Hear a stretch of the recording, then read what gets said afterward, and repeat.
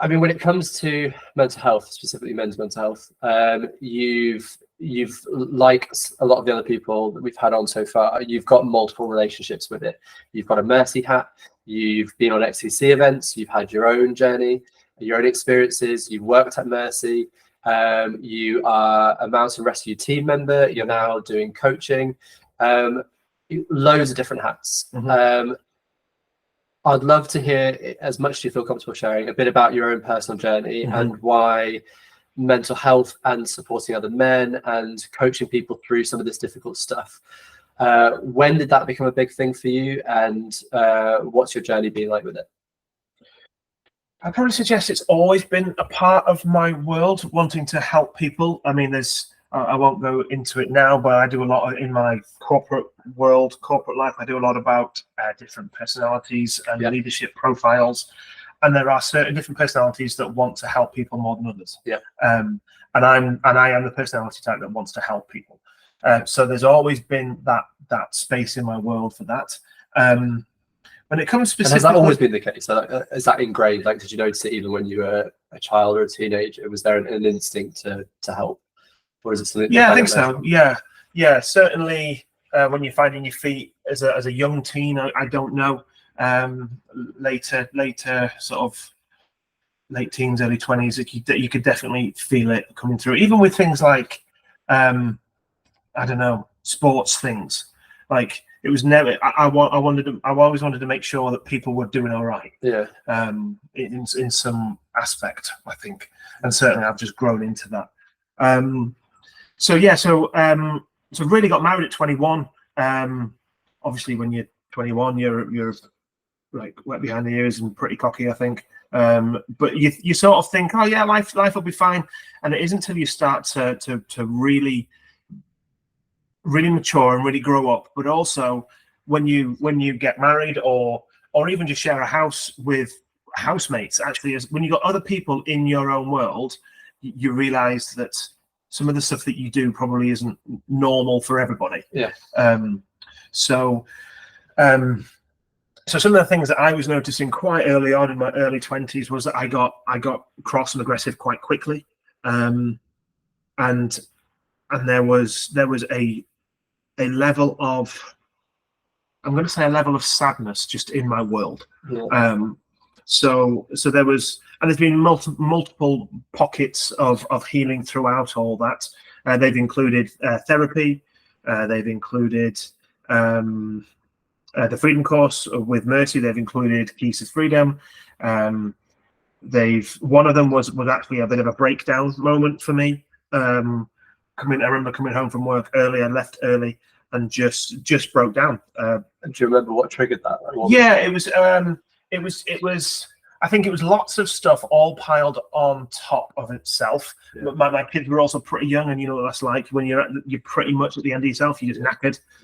You're not sleeping well. I'm not saying it wouldn't have happened if I had a good night's sleep, but life is so much better when you're well rested. And actually, I remember coming in and actually curling up in a ball on the lounge floor on a rug similar to this, a sort of a soft rug, and actually just sobbing. And I'm like 16 stone, 6 foot northerner. It's a bit of an unfamiliar place for me to be, curled up in the ball sobbing. And did it feel unfamiliar to you? Was it like a new experience? Like I don't know what's going on. Oh gosh, yeah, absolutely. And I remember I worked as a teacher at the time, so thankfully I was in a job that allowed a bit of sick leave. I mean, not monstrous amounts, but a bit of sick leave.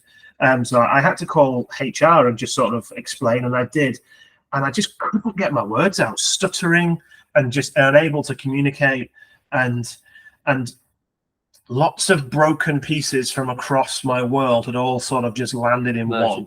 I think the phrase I used at the time was, I've basically been taking all my issues and all my stuff and sweeping it under the rug. Yeah. But all that actually does is create a really bumpy rug. Yeah. That at some point when you walk across your lounge, you're going to trip over it. And I just, at that moment, tripped over it. And do you know why? Do you know why you just felt like you had to sweep under the rug? You couldn't do it? I think there was a couple of relationship breakdowns in my world at the time. But really, no, it didn't feel like, I could probably feel it coming. I think the week before, I was traveling to work at like 7:30 in the morning, and this guy at Bradford. I was driving through Bradford. Bradford is renowned for being a very poor city for driving, and this guy had cut in front of me quite aggressively, and I didn't actually beep or anything. I'd sort of put the brake on, and then he, out of his window, was throwing gestures at me, and then we stopped at some red lights, and I remember putting the handbrake on, which is obviously you should do, but you don't always do at red lights. I remember putting the handbrake on, getting it out of gear, and I had one hand on the seat belt and one hand on the door. And I thought, if he gets out of his car, like I could see him and I could see that he wasn't particularly big. Yeah. And I was like, if he gets out of his car to challenge me, he will wake up in hospital. I'd just gone mad, but he didn't. And then it was all okay, and we drove on. But in that moment, I was like, and that isn't particularly me. Yeah, but that's quite terrifying. Yeah, Go through and realize that you've got the potential for that. Yeah, suddenly someone that's never had a scrap in his entire life, never tried a punch, was actually well up for a fight, and that wasn't normal. So I could feel it coming. But again, it's that bumpy rug syndrome of loads of stuff under the rug. I'm tripping over stuff. So that was a bit of a breakdown moment for me. I got some support. I got some therapy. Again, paid therapy. Great, it's fine. It's expensive, but it's fine. Paid therapy, and actually, my wife was amazing through it all. She's had her own journey with mental health as well. But yeah, I think the whole mental health journey for me has been an up and down roller coaster. But over the last 2 years, I can probably hand on heart say actually properly leveled. Okay. Like, I don't dip, I don't crash. Yeah. Even on my worst day, I'm like a 6 out of 10. And what do you put that down to? Because that's a huge statement. So Will van der Hart that was on earlier was just he was talking about his journey and saying even now, like, he recognizes that it's, yes, there's an uphill trajectory, but it does that, and you kind of get those crashes. So you know, I know that to be able to say that actually you've recognized over the last couple of years, you've been able to stabilize, and actually you don't get those crashes anymore. That's huge. Yeah. So what do you put that down to? I put down to 2 things, and I'll hold my fingers up so I don't forget, because I'll talk about one and forget the other. Yeah. The first one is the Freedom Course, Mercy UK's Freedom Course. Many of you know I was a member of staff there for 7 years, but actually, whilst being on staff, I did the Freedom Course, and it was an absolute game changer for me. So my facilitator was a lady called Louise. I also did some therapy as well through the course, and it was an absolute game changer. They were amazing, but also God was amazing. Yeah. So the Holy Spirit really, bearing in mind I've been saved since I was 19. The Holy Spirit really taught me what He's good for, and He was good for coming into those deep, dark moments with a head torch on, going, "Hey mate, you all right? Yeah, I got some rope, and I've got some food, and I also know the way out." It was a little bit like that. So having Him shine those lights on those things for me was an absolute game changer. But more than that, helping me through it. Yeah. There was some big stuff in my world which I won't share, but there was some big stuff in my world, but also big stuff in the world of my family that I think had just been sort of, I don't know, we talk about generational patterns quite a lot. There were some big generational patterns. So that was one of the things which was absolute game changer. The other one is actually, I've got to understand myself a lot over these last 5 years. I do like I said, I do coaching, leadership coaching. And one of the things that I use a lot now is a tool called Know Yourself to Lead Yourself. Essentially, it's the more you know about yourself, the more you can lead yourself. And then the next stage is the more you can lead yourself, the more you can lead others. But for now, it's actually the more you understand you, the better you can lead you. Yeah. So I know I'm not very good if I'm consistently stuck in routine. Yeah. I know I'm not very good if I'm consistently stuck behind a laptop. There has to be outdoor stuff. I've got a couple of dogs, and that is very helpful. That I'm always out in fresh air. But I also know that I'm massively introverted. Like every personality test I do, I'm in the 70% of being introverted, which is fine. A lot of people don't believe that. A lot of people don't see that. Certainly with the jobs that I've done before, quite an extroverted job, teaching, delivering training, even now, constantly coaching, mentoring, but actually it's not about your ability to be loud. It's not about your ability to stand up and talk to lots of people. I've spoken on a stage to lots of people. It's not about that. It's actually how you refresh. Yeah. So what I was finding was I was constantly giving out, and if you've ever boiled the kettle without any water in it, it sort of makes that horrible fizzing noise. It's like, actually, I was constantly giving out, but there was nothing ever coming back in, and I'm at that constant fizzing level of, man, I'm just spent. And why do you think that was? Was it because you didn't know how to fill, or was it because you didn't have the opportunity, the time? Like what was behind that? I think both. I didn't really know how. Kids were young, so you haven't really got that time. But actually, once I've realised that actually I need some time just to down tools. So, granted, I'm probably on some sort of hill. I live in a beautiful part of the world in West Yorkshire, so there is a footpath about 10 steps from my front door, which is incredible. Yeah. I know not everyone has that, but for me, taking some of that time out has been great. Allowing, like I mentioned earlier, I don't know if you were here, actually having a day off and going out to somewhere and just taking time. But actually, in its very basic level, just to regroup after a very busy day. In fact, I brought them with me because I thought I could. Debs, my wife, brought me these. No, where's the camera there? Little box of candles, super girly, but bear with me.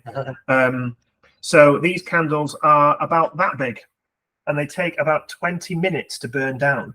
So when I've had a super extroverted day, and then I'm about to go into kids and life and stuff, actually, I can just sit like one of those and actually just stare at it for 20 minutes. And actually, I probably use those once or twice a week. Just stare at it, no phone, no laptop, no music, normally a cup of coffee or something, and just allow my filing system just to, otherwise I'm going from busy to busy without that. Not everyone needs that, but I certainly need that. So the more that I've understood myself, the more that I've been able to manage that, the more that I have known what I need. I need regular exercise. I need good diet. I need good sleep. For many years, my wife would be a late night talker and want to go to bed at 1, and I'd want to go to bed at 9. And well, why can't you stay up till 1? Well, why can't you go to bed at 9? But I lose that argument every time. I was like, hey, office hours for me are available at 6 a.m. if you want that. No, I don't want that. So actually knowing what I need allowed me to lead myself better. So you mentioned personality tests, but what are some of the other ways that you've learned about yourself? Because it's one of those things that sounds easy to say, quite hard to do in practice. How have you discovered more about yourself, and what things have you done?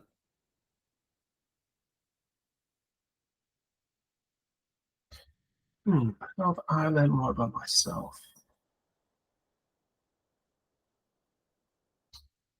I think knowing that I will bring it back to personality test, but only briefly. Knowing that actually that everyone is different, and you don't have to do what other people do. There's many times we hear a podcast or hear a preach or hear something. Here's 6 tips to be successful. Or well, actually, okay, no, they were your 6 tips for you to be successful. I was like, actually, and normally number 6 is inherited a massive company from my father anyway. So it's like, that doesn't really count, pal. Thanks very much for that. But actually, the 6 tips for everybody else, because everybody is different. Like some of my closest friends are very different personality types than me. So what are your 6 and my 6? They're going to look different. So actually, finding what worked for me was really important. I think there's always been a. How am I going to phrase this without? There's always been you need to push harder, be better, moving forward quicker. And if you're not here by the time you're 25, man, if you're not earning this by the time you're 30, actually that's not cool, not true, not helpful. Actually, everyone's on their own journey with it. So comparing yourself to maybe what the world says, comparing yourself to those Instagram. For some reason, there was an Instagram thing that popped up on my scroll the other day, and it was about the world's youngest billionaires. Well, these guys are 19 and they own 75 million pounds. Okay, amazing, driving these cars. Okay, amazing. And then literally I joked about it a second ago, but actually, they inherited. It was the guy. Who is it? It was the guy that owns Red Bull. He sold it to his son, and his son's 19. Like 76 billion pounds or something stupid. I was like, that's quite a lot for a 19-year-old to have. And that actually compare yourself to the world that you think you see. isn't going to help anybody.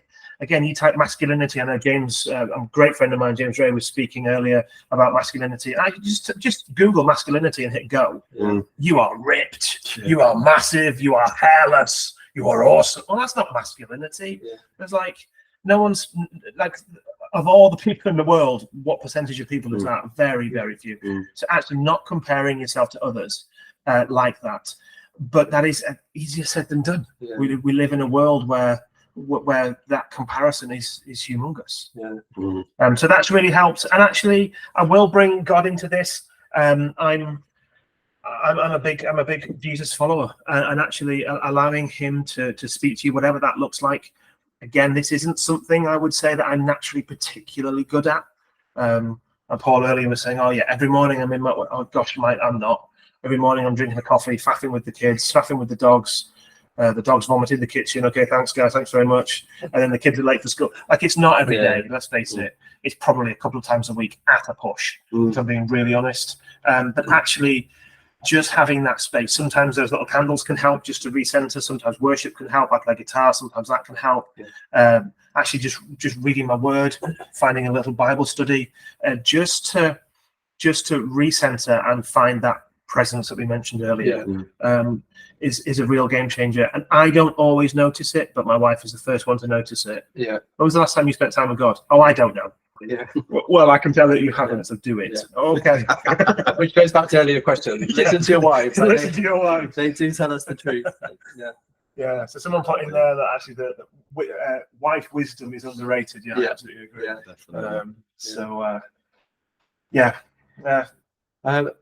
Was there a comment? No comments, but no questions. So okay, cool. I mean, I feel like there's loads that we could talk about. There's probably more we could talk about there. I don't know if you've got any questions to the Freedom Course, or maybe we could circle back round. But one of the things that'd be great to talk about, just because I feel like it's going to bring a different perspective that we haven't had yet, is your work with Mountain Rescue. What you've experienced there, what it's taught you. It sounds like there's times in which it is absolutely horrific, and you kind of see the statistics in action. So as much as you feel comfortable, I'd love to hear about that, and about how you cope with that, because I think that's a whole other discussion point, really, is how do you cope with seeing the worst of the worst. But if we start off, for people that don't know, a bit about what your role is with Mountain Rescue, how that relates to this subject of mental health. Yeah, absolutely. Okay, so Mountain Rescue Team. My team is based where I live in West Yorkshire. We've got we cover an area of approximately 1,200 square kilometres. We've got team members. I think we are up to around about the 50 mark with team members.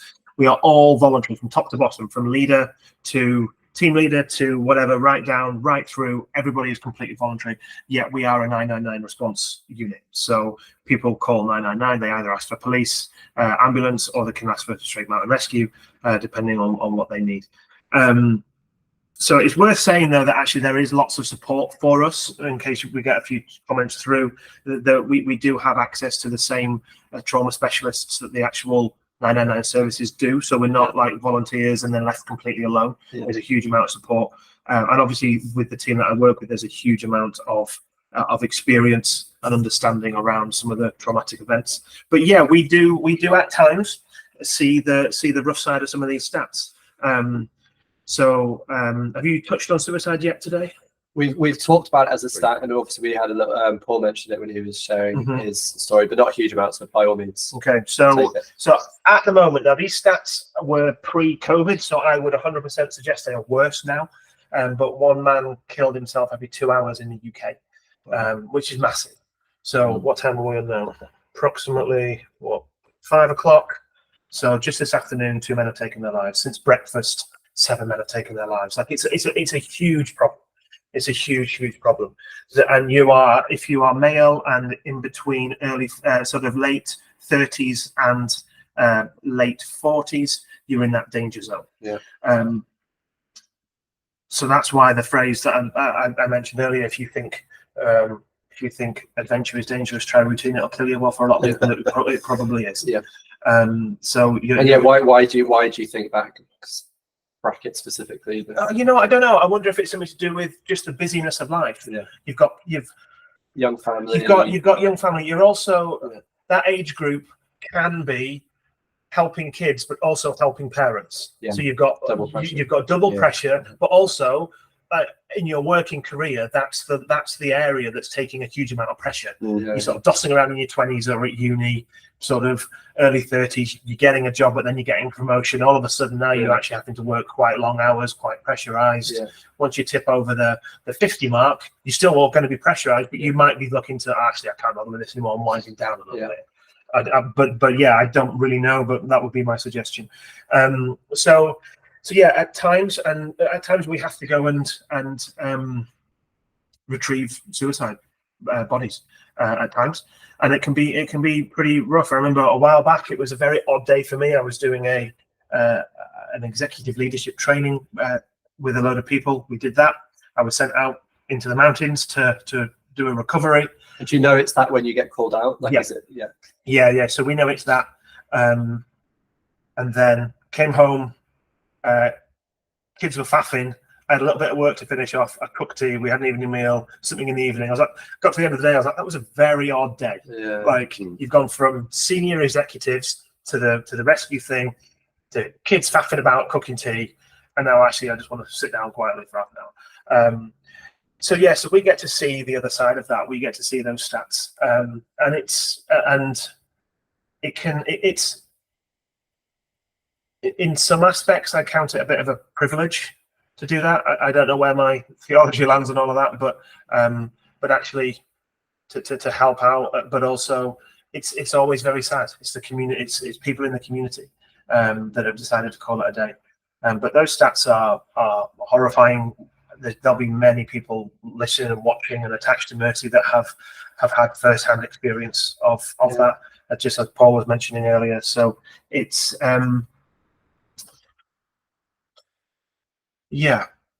but I'm certainly very blessed with a great team. We're talking about community and isolation and people. Well, actually, we've got a team of 50 around us, so we meet every week. We are a team.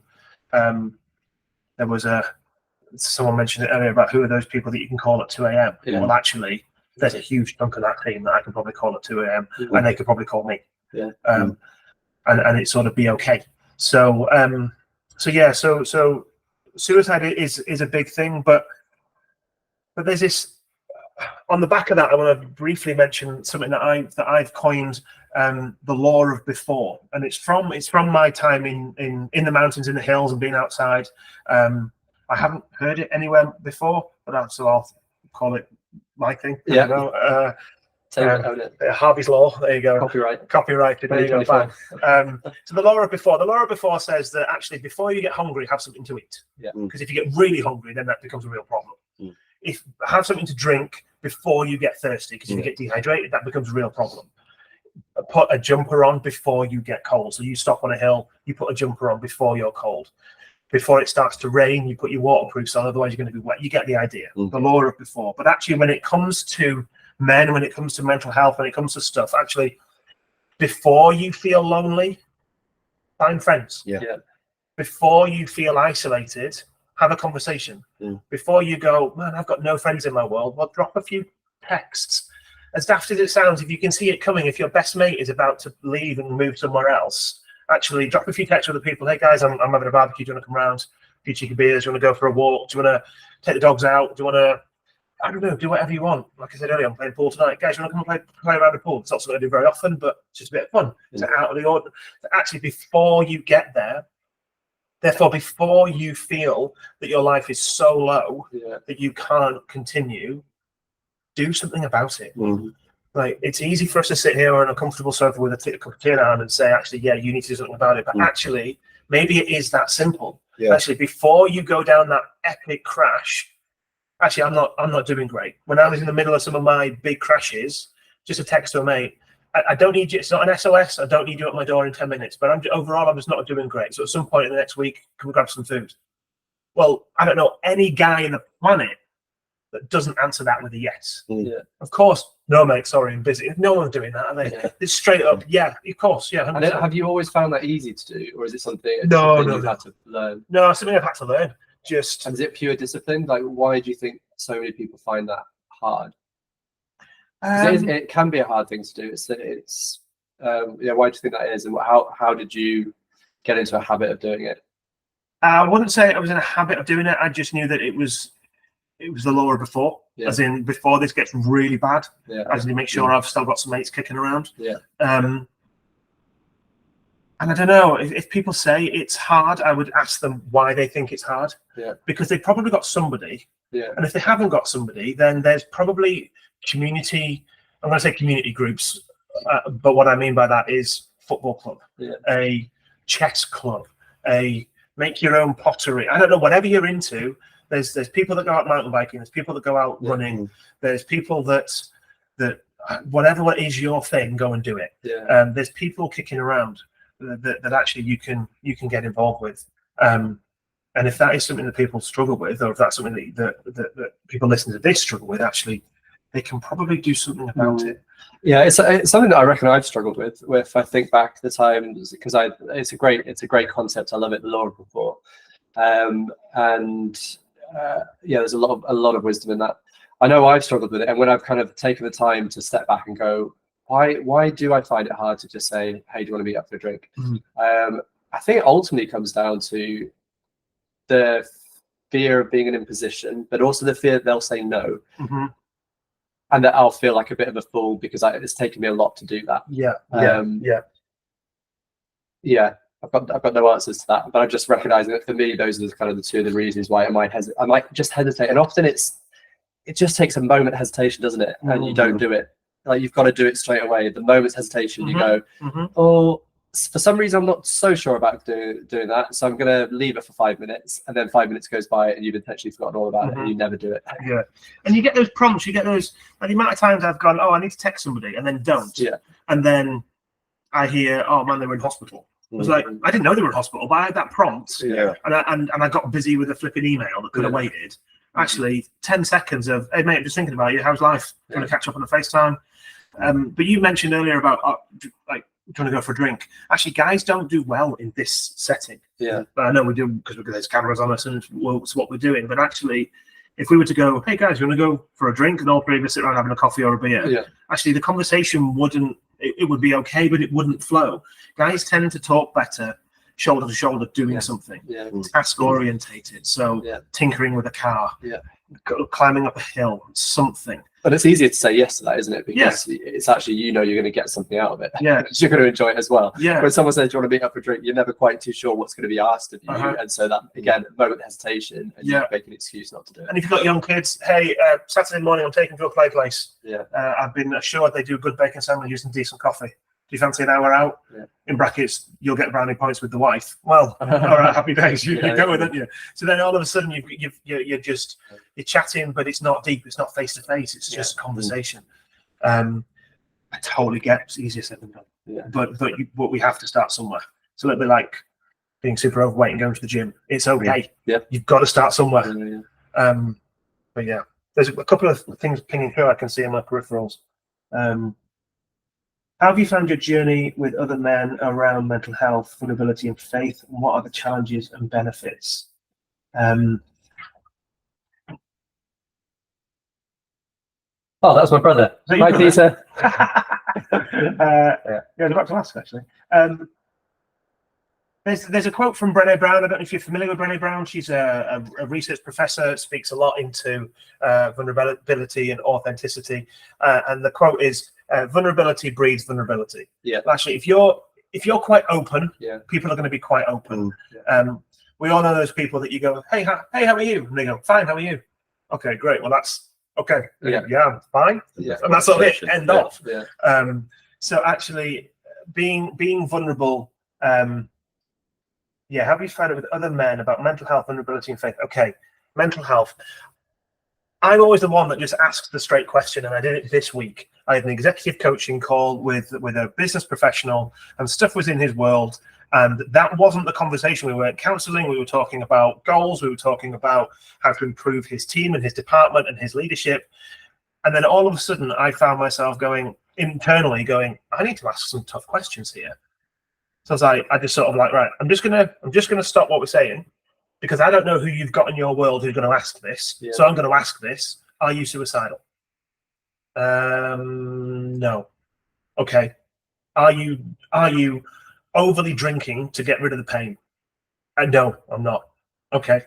I don't know who's in your world. I don't know this person very well. So actually, just having those straight up conversations. Hey, how's your mental health? Yeah. Or as Paul said, how's your mental fitness? How's life? How are you on a scale of 1 to 10? Actually, just asking those questions. I think I would go as far as to say the stigma isn't necessarily around mental health. It's around how to ask questions. Actually, ask good questions. You're going to get decent answers. And when you guys weren't here, I was mentioning actually have the ability to listen well. Actually, those two hand in hand. Therefore, maybe the issue isn't talking about mental health; it's asking and listening around mental health. And the question was also around faith.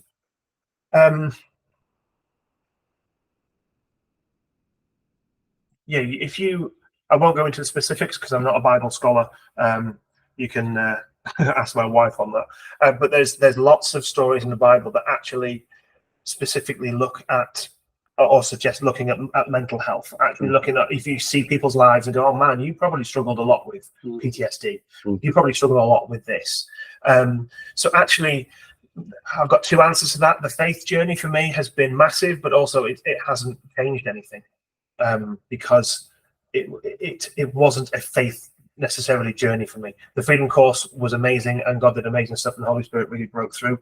That was great. But actually, the conversations around mental health, I can have conversations around mental health with someone that doesn't believe, doesn't care, isn't interested, and they can still be those decent questions and those decent conversations. It doesn't have to, in my opinion, it doesn't always have to involve Jesus. However, if Jesus is at the center of it, you're going to get a lot freer, a lot quicker, and it'll last a lot longer.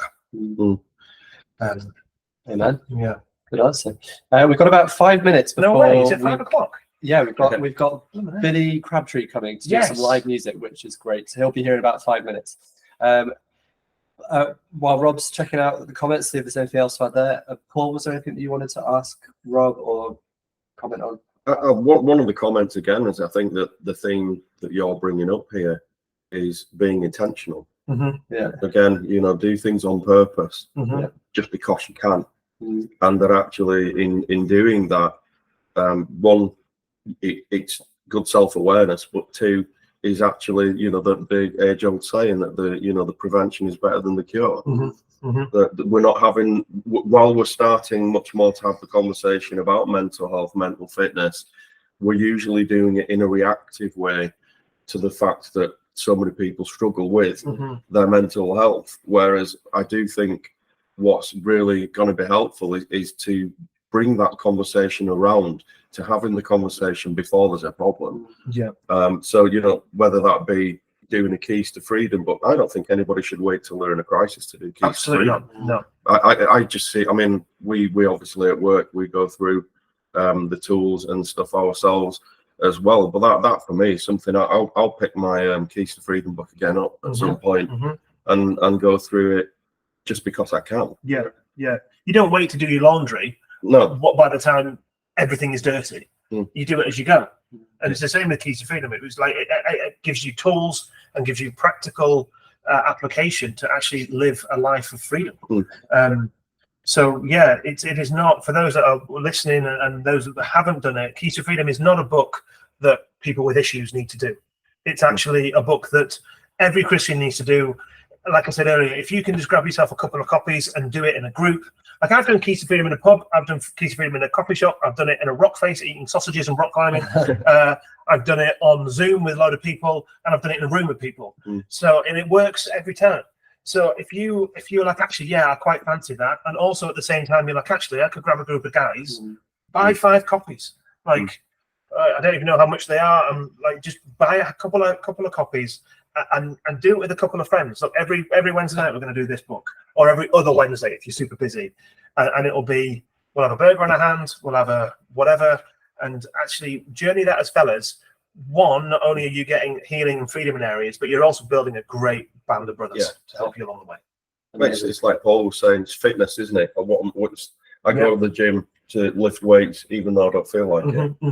you know, Yeah. and then Yeah. I feel better afterwards. Yeah, I don't absolutely. do it for ages and ages, Yeah, just long enough to maintain a little bit. yeah, You yeah. know, like you stay out of the routine, but have some routine. Mhm. Yeah.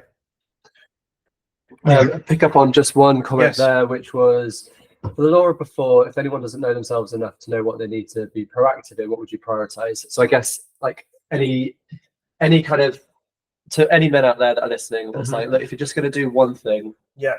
that you can do right now, you can do it straight after this. Mhm. Try this as that stepping stone. Yeah. Yeah. What do you suggest? If you think of all aspects of your world, so let's take career, let's take partner, different than family, your relationship with your partner, your relationship with your kids, wider family, friends, church, whatever. The one thing that's holding all those things together is you. Yeah. They aren't connected necessarily unless with you. So you're at the middle and everything else is a spoke around the outside. So if you're not right, there will be an issue in every one of these areas somewhere. So what can you do? Well, actually sit quietly, loudly, music, car, doesn't really matter, but find some space in your world to answer the question, what would make me better? That's it. One thing. Yeah. All these big fitness fads and all these big nutrition things, a lot of them are going on about just do one thing. And actually, I fully agree that actually just do one thing. So what one thing would make you better?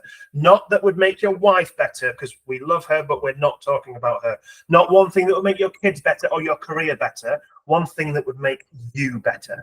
And whatever that is, go and do it. And do it all the time. If it's okay, I just need a couple of hours a week to myself. Well, put it in your diary. Like get it in. Put that time aside. It could. I don't know what it could be. I'm not going to put words in everyone's mouth. But find that one thing and do it. They say it takes about a month to make a habit. So actually, you're going to have to force yourself to do it 31 days in a row. Yeah. So just do it. I can guarantee then at the end of that, you will start to feel better. Continue that for a few months. Great. Okay, that's now a habit that's part of my world. What one more thing can I do that's better? And do that every quarter. By the end of the year, you've got 4 new practices in your world as a man that is going to make you a better person. If you were holding the mic, I'd ask you to drop it. I feel that's a great way to end. And I know I speak for everyone, and when I just say thanks, Rob, for coming, for co-hosting for a few hours, for sharing all of that stuff. Amazing. Yeah, Yeah. that's been great to hear. Yeah. Great to be here. So thanks, guys. That's all right.